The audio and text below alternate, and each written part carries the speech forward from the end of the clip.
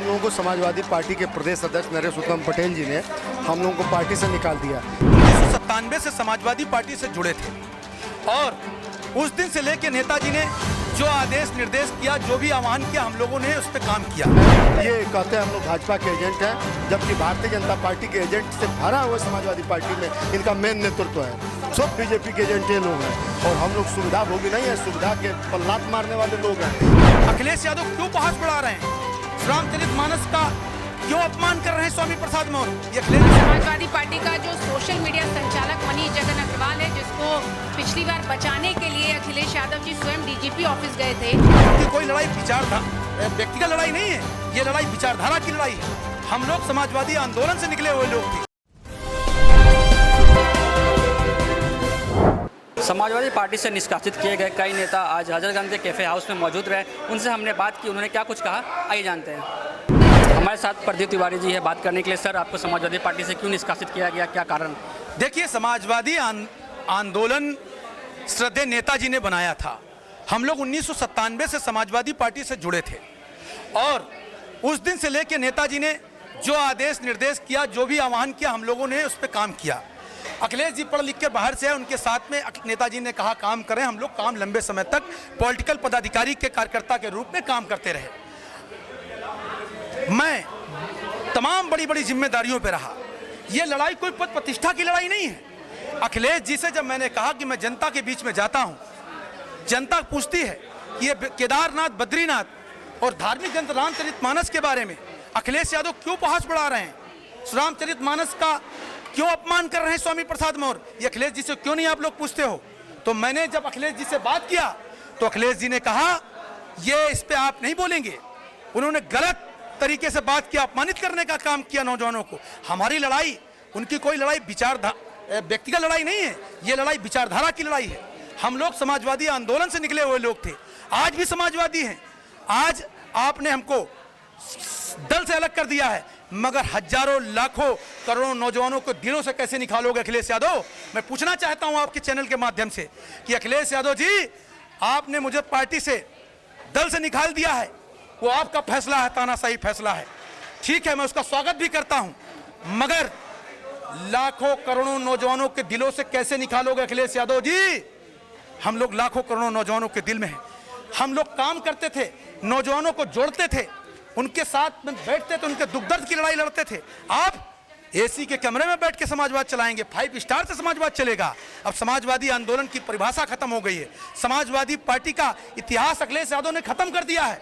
अखिलेश यादव ने समाजवादी पार्टी को खत्म करने के लिए सुपारी ले ली है, और ये किससे ली है, ये आप समझदार हो। सपा का कहना है कि आप लोग को मतलब पद नहीं दिया गया, इसलिए आप लोग। देखिए, मेरी कोई पद प्रतिष्ठा की लड़ाई नहीं है, कोई पद प्रतिष्ठा की लड़ाई नहीं। मेरी ये मान सम्मान, स्वाभिमान, विचारधारा की लड़ाई है। हमारी कोई उनसे व्यक्तिगत लड़ाई नहीं है। मैं फिर कहना चाहता हूं आपके चैनल के माध्यम से, हमारी कोई व्यक्तिगत लड़ाई नहीं है, मेरी कोई पद प्रतिष्ठा की लड़ाई नहीं है। मेरी लड़ाई विचारधारा की लड़ाई है कि जब धार्मिक ग्रंथ के बारे में, रामचरितमानस के बारे में स्वामी प्रसाद जैसे नेवला ये उठाएंगे बात, तो हम ऐसी पद प्रतिष्ठा और ऐसी पार्टी को लात मारने का काम करते हैं। अगला कदम क्या होगा आप लोग का? लोकसभा चुनाव आने वाला, हम इनको नस्तनाबूद कर देंगे। 2024 में अखिलेश यादव को जीरो पे आउट करेंगे। हम लोग अपना मोर्चा बनाएंगे, दल बनाएंगे और बहुत जल्द बड़ी बैठक करेंगे, बहुत जल्द बड़ी बैठक करेंगे। लखनऊ की सड़कों पर नौजवान अंगड़ाई लेगा। क्यों नाराजगी है समाजवादी पार्टी को लेकर? नाराजगी नहीं, हम लोगों को समाजवादी पार्टी के प्रदेश अध्यक्ष नरेश उत्तम पटेल जी ने हम लोगों को पार्टी से निकाल दिया। हम लोगों ने मांग किया कि जो समाजवादी पार्टी का संघर्ष का रास्ता है, लोहिया जी का रास्ता है, नेताजी का रास्ता है, उस रास्ते पे समाजवादी पार्टी चलकर जो सबसे ज़्यादा समाजवादी पार्टी के मूल लोग जो जेलों में बंद हैं, उनको न्याय दिलाने का काम किया जाए। जिनके साथ थानों में अत्याचार होता है, उनके खिलाफ न्याय दिलाने का काम किया जाए। लेकिन अगर ये उठाना इतना दर्द हो गया कि यह लोग अपने चिन्हित लोगों से हम लोगों के खिलाफ लाइव बुलवा के उल्टा सीधा बुलवा रहे हैं, फेसबुक पे गलत कमेंट करवा रहे हैं। ये कहते हैं हम लोग भाजपा के एजेंट हैं, जबकि भारतीय जनता पार्टी के एजेंट से भरा हुआ समाजवादी समाजवादी पार्टी में इनका मेन नेतृत्व है, सब बीजेपी के एजेंट लोग हैं। और हम लोग सुविधा भोगी नहीं है, सुविधा के पल्लात मारने वाले लोग हैं। ये देखिए, हम लोग इस समय आपसे काफ़ी हाउस में बात करते हैं, जिस काफ़ी हाउस में पंडित नेहरू बैठते थे, डॉक्टर लोहिया बैठते थे, जनेश्वर मिश्रा बैठते थे, सुचिता कृपलानी बैठती थी, ऐसे महान नेता जब यहाँ बैठते थे तो हम लोग अपनी आवाज़ उठाए हैं। और एक सैलाब हम लोगों के पास है, सैलाब। पार्टी की तरफ से कहा जा रहा है कि आप लोग को पद नहीं दिया गया, इससे आप लोग ना पद लायक नहीं थे, पद का कोई सवाल ही नहीं था, हम पद पे रहे नहीं। हम एमएलए का चुनाव लड़े बरहज विधानसभा से, समाजवादी युवजन सभा में मैं राष्ट्रीय सचिव रहा, उसके बाद लंबे समय तक काम किया। पद क्या होता है राजनीति में, नेता का भरोसा।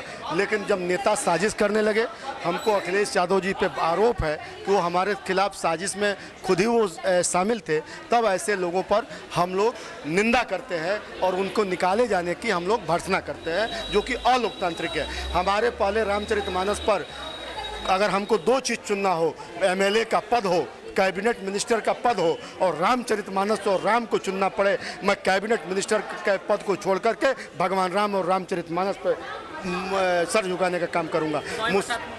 स्वामी प्रसाद मौर्य का मैं विरोध करता हूं और इनको एक भी चुनाव हम लोग जीतने नहीं देंगे। अगला कदम क्या होगा? अगला चुनाव गैर राजनीतिक मोर्चा बनाएंगे हम लोग, जो सबकी बात करेगा, नौजवानों की, किसानों की, बेरोजगारों की, महिलाओं की, छात्रों की, व्यापारियों की। यही नहीं, विश्वविद्यालय में फीस वृद्धि के खिलाफ मांगा, हाँ, गैर राजनीतिक, जो सामाजिक मुद्दों पर लड़ाई लड़ेगा। और इस मुद्दे को हम लोग पूरे प्रदेश के हर जिले में ले जाएंगे। चुनाव, हम लोग चुनावी आदमी है, चुनाव तो लड़ेंगे। ये मोर्चा चुनाव नहीं लड़ेगा, ये मोर्चा मूवमेंट का काम करेगा। हम लोग चुनाव लड़ेंगे, यदि कोई पार्टी हम लोगों को इस लायक समझेगी, देगी टिकट, तो हम लोग लड़ेंगे, नहीं तो हम लोग ऐसे भी लड़ेंगे बरहज विधानसभा से। समाजवादी पार्टी तो पीडीए की बात कर रही है। समाजवादी पार्टी पीडीए को छलावा दे रही है, ढकोसला दे रही है।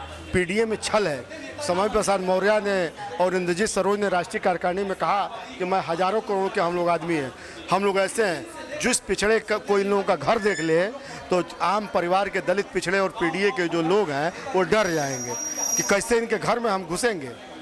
ये लोग कहें कि पीडीए हो गए। जब समाजवादी पार्टी अपने आप में पिछड़े, दलित, गरीब और सामान्य सवर्ण की बात करती थी, लेकिन अब उससे हट के कभी पीडीए, कभी बसपा, कभी कांग्रेस, कभी अन्य छोटे छोटे दलों के गठबंधन में करती है। इनको अपने नीतियों पे भरोसा नहीं है। 2024 में आप लोग चुनौती देंगे समाजवादी पार्टी को? 2024 में मैं वादा करता हूँ, राष्ट्रीय अध्यक्ष श्री अखिलेश यादव जी और उनके लोग इतने गलत राह पे उदयवीर सिंह के नाते हैं कि वो सही काम कर ही नहीं पाएंगे जिससे वो जीते। लोगों की बात सुनने आए। देखिए, बहुत महत्वपूर्ण बात है, क्योंकि ये छोटी बात नहीं है। समाजवादी पार्टी का जो सोशल मीडिया संचालक मनीष जगन अग्रवाल है, जिसको पिछली बार बचाने के लिए अखिलेश यादव जी स्वयं डीजीपी ऑफिस गए थे, ये जानना और समझना बहुत ज़रूरी है कि वो किस मामले में गए थे।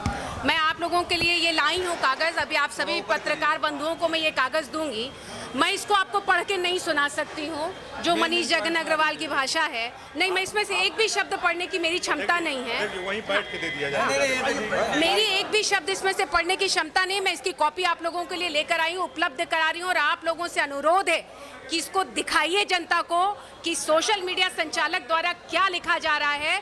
और अगर सोशल मीडिया संचालक की, देखिए, लोग तो आते और जाते हैं पदों पर, लेकिन मुख्य व्यक्ति वो होता है जो पदों पे लोगों को सुशोभित करता है या फिर रखता है या उनको संरक्षण देता है। तो माननीय अखिलेश यादव जी की जिम्मेदारी बनती है। और महत्वपूर्ण बात यह भी है कि आज तक उन्होंने इन सारी अभद्र भाषाओं का एक बार भी ना तो खंडन किया, ना इसको लिखने वालों के ऊपर उन्होंने कभी कोई अनुशासनात्मक कार्यवाही की है।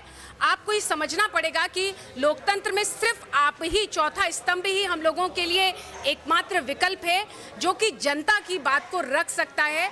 अगर सत्तारूढ़ दल से आपका सवाल बनता है तो उत्तर प्रदेश का जो मुख्य विपक्षी दल है उसकी भी आपको जिम्मेदारी तय करनी पड़ेगी कि वो लोकतांत्रिक प्रक्रिया के बारे में क्या सोचते हैं। क्या उन्होंने समाजवादी पार्टी को प्राइवेट लिमिटेड कंपनी बना के रखा है? आपका जब मन करेगा आप जिसको निष्कासित कर देंगे, आपका जब मन करेगा आप उसको बिना किसी लोकतांत्रिक प्रक्रिया के किसी पद पर बैठा देंगे। क्या आपने समाजवादी पार्टी को एक प्राइवेट लिमिटेड कंपनी जिसमें माननीय अखिलेश यादव जी को, माननीय शिवपाल यादव जी जैसे संघर्षशील जमीनी नेताओं की कोई कद्र नहीं है। आप शिवपाल यादव जी में और स्वामी प्रसाद मौर्य जो कि एक घुमंतू नेता है, दोनों में कोई भेद नहीं कर पाते। आप लोहिया जी की पार्टी बनने का नाम लेते हैं, लेकिन आप आधी आबादी महिलाओं की बात आप आप सिर्फ दूसरों से सवाल करेंगे? आज समय आ गया है और हम युवाओं ने ये जिम्मेदारी उठाई है, चाहे वो पीडी तिवारी जी हो, ब्रजेश यादव जी हो, रोली जी आज मेरे साथ नहीं है, उनकी माता जी की तबीयत बहुत खराब है, कि आप महिलाओं के बारे में क्या सोच रखते हैं। हम रामचरितमानस पे जब सवाल करते हैं कि 100 करोड़ हिंदुओं की आस्थाओं का ख्याल रखा जाना चाहिए, हमने तो सिर्फ ये कहा था क्योंकि इस देश का संविधान कहता है कि किसी की भी भावना के साथ खिलवाड़ नहीं होना चाहिए, वो किसी वर्ग जाति समुदाय का हो। लेकिन जब हम रामचरितमानस पे सवाल करते हैं तो आप हमें अनुशासनहीन कहकर वापस बाहर निकाल देते हैं। जब प्रदीप तिवारी जी आपसे पीढ़े पे सवाल करते हैं और पूछते हैं कि लोहिया जी का सपना और लोहिया जी की विचारधारा कहाँ गई, तो आप उन्हें अनुशासनहीन कहते हैं। लेकिन एक व्यक्ति जो साइबर संगठित अपराधी है, जो कि डिजिटल गुंडा है, उस डिजिटल गुंडे को, मैं उसका नाम लेना भी मेरे लिए शर्म का नाम है, लेकिन उस डिजिटल गुंडे को संरक्षण देने का काम समाजवादी पार्टी कर रही है। और मैं आपके माध्यम से मांग करती हूं कि समाजवादी पार्टी अपना इस पर स्टैंड स्पष्ट करे और जो एक आपको मैं दे रही हूँ, आप उसको पढ़ के देखिए। आप पोर्नोग्राफिक कंटेंट महिलाओं के खिलाफ चला रहे हैं, आप माननीय प्रधानमंत्री जी के लिए अभद्र भाषा का इस्तेमाल कर रहे हैं, आप एक यूनिवर्सिटी की अध्यक्ष के लिए आप उसको जो है आप महिलाओं के लिए वैशाली की नगर वधू कहेंगे। मैं समाजवादी पार्टी की उन तमाम महिलाओं से भी सवाल करना चाहती हूँ कि जब समाज में किसी महिला को वैशाली की नगर वधू कहा जाता है तो क्या समाजवादी पार्टी की सांसद, समाजवादी पार्टी की एमएलए, समाजवादी पार्टी की महिला कार्यकर्ता उससे अछूती रह जाती हैं? नहीं रह जाती हैं। आपको समाज में आधी आबादी का सम्मान करना पड़ेगा और हम लोग समाजवादी पार्टी का जो ये चरित्र है, आज समय आ गया है कि समाजवादी पार्टी के इस चरित्र को सामने लाया जाए।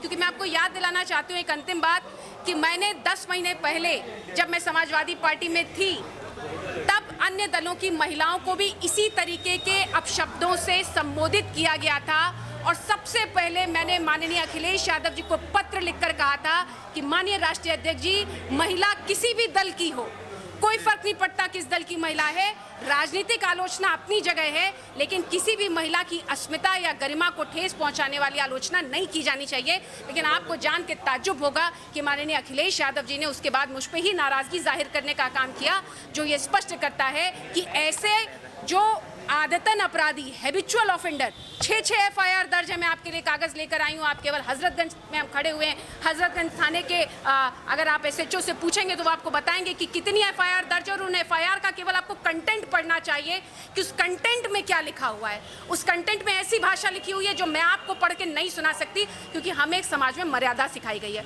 तो आपके माध्यम से ये कहना है कि इन सवालों को आप हम लोगों के साथ मजबूती दें और समाजवादी पार्टी की जिम्मेदारी तय करें। धन्यवाद। तो अभी अपने नेताओं को सुना, उन्होंने समाजवादी पार्टी, अखिलेश यादव और स्वामी प्रसाद मौर्य पर जमकर निशाना साधा। उन्होंने कहा कि 2024 में वो समाजवादी पार्टी को सबक सिखाएंगे। कैमरा पर्सन मोनू के साथ मैं अजित राय, आरएनआर न्यूज़, लखनऊ।